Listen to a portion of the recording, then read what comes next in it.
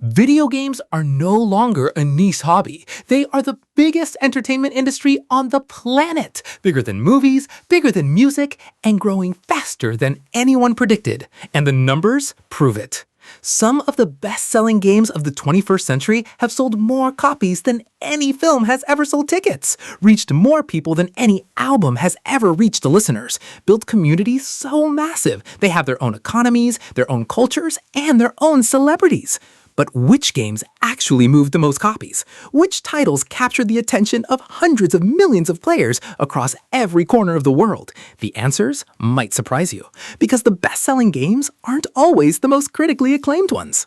Today, we're looking at the cold, hard numbers. These are the best-selling video games of the 21st century so far, and the stories behind how they got there. Let's get into it.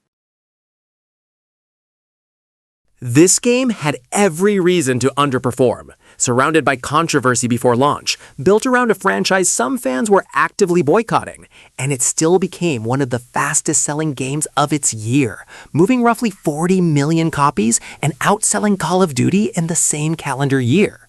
Turns out, the appeal of wandering real, walkable Hogwarts corridors, brewing potions, and casting spells in an open world was simply too strong to ignore.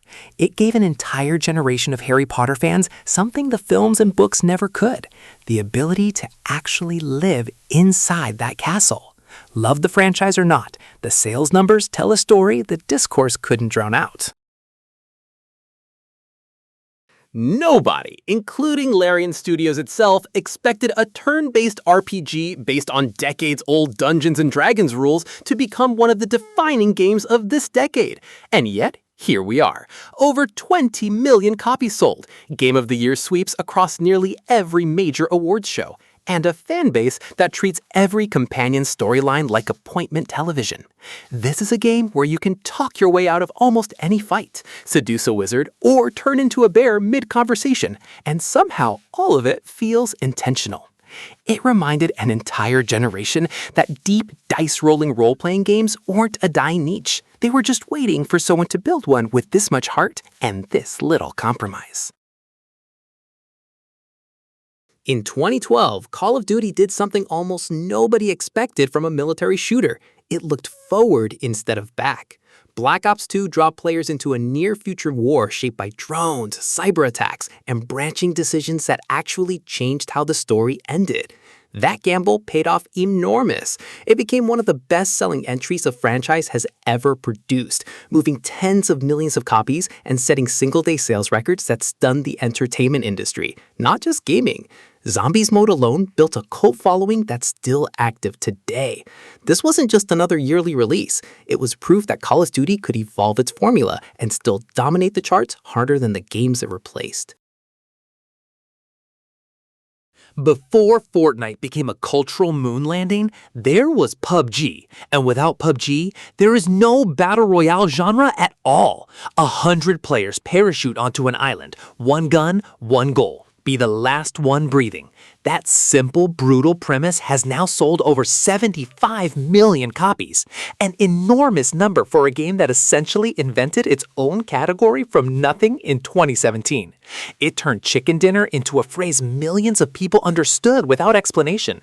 Esports scenes built entire careers around it. Mobile versions pulled in audiences that had never touched a shooter before. Every battle royale that exists today, free to play or not, is living in a house PUBG built first. Everyone talks about GTA 5. Almost nobody gives IV its flowers, and that's a mistake. This was the game that dragged the series out of its cartoonish, over-the-top phase and forced it to grow up. Niko Bellic wasn't a power fantasy. He was a war veteran chasing a version of the American dream that kept slipping through his fingers, set in a Liberty City rendered with a grime and weight nobody had attempted before. It moved over 25 million copies, a massive number for 2008. And it did something more important than selling well.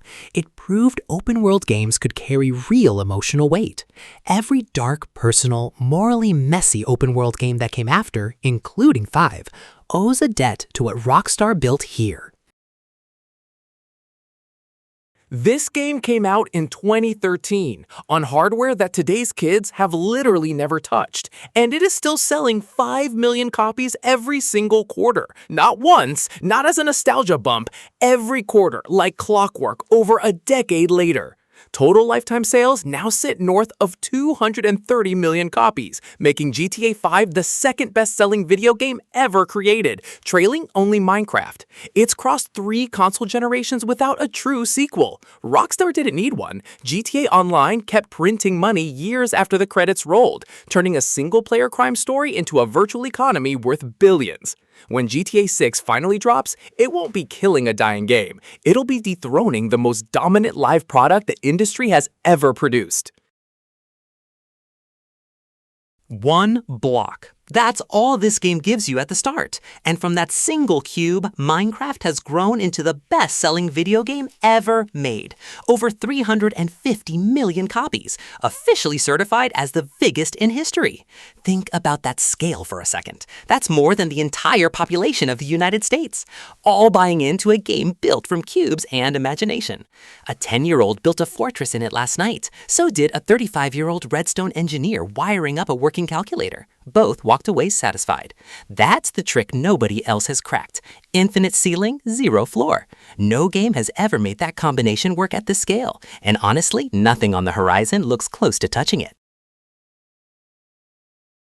A Russian computer scientist built this game in 1984 on a machine that couldn't even display color properly. Nobody in that room thought they were sitting on the single most successful entertainment product in human history. But here we are. Tetris has sold over 500 million copies. 500 million. That number doesn't even make sense next to games with billion-dollar marketing budgets and A-list voice casts. There's no story, no characters, no cutscenes.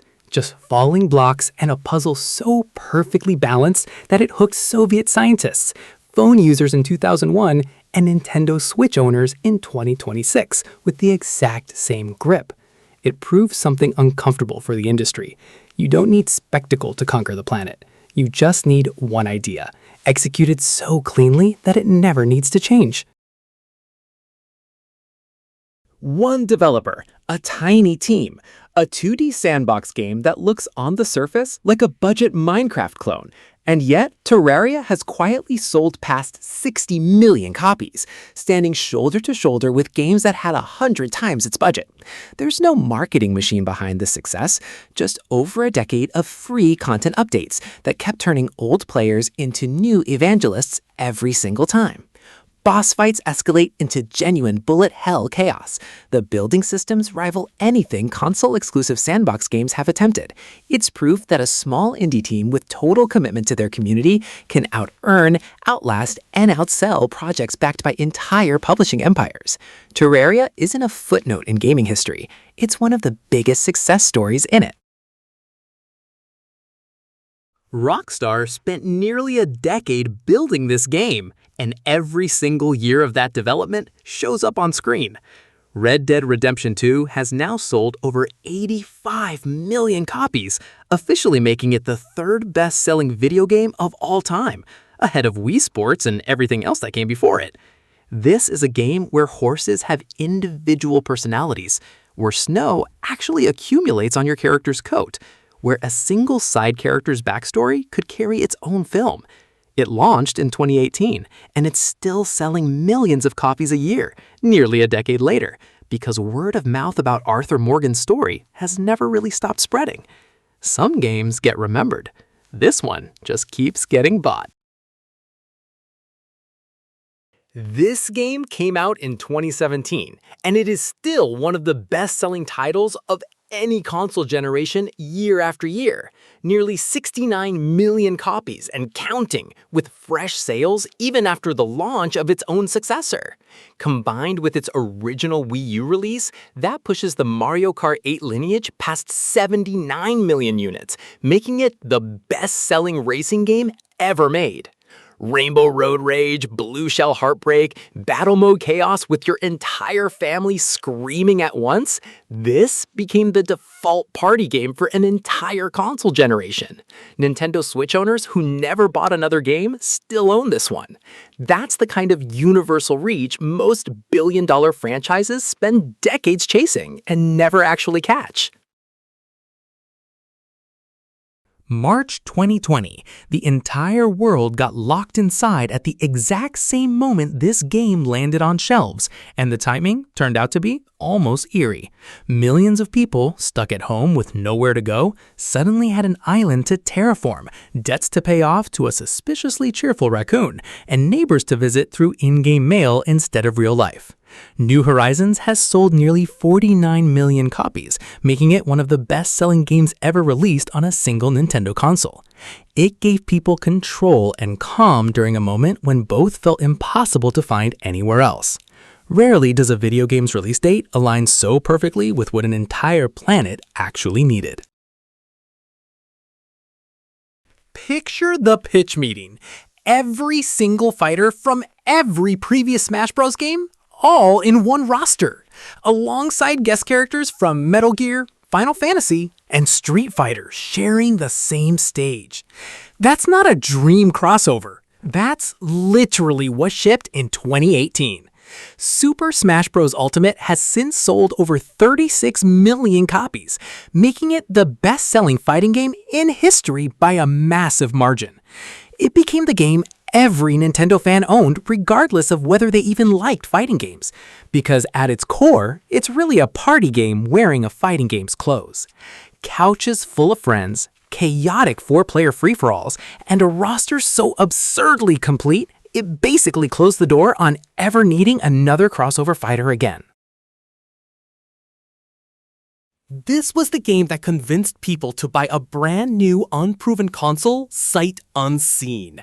Breath of the Wild launched alongside the Nintendo Switch in 2017 and instantly became the reason to own one, tearing up the open-world rulebook that Zelda itself had followed for 3 decades. Climb any wall, cook any meal, ignore the entire main story, and just wander for 40 hours. The game never punished you for it.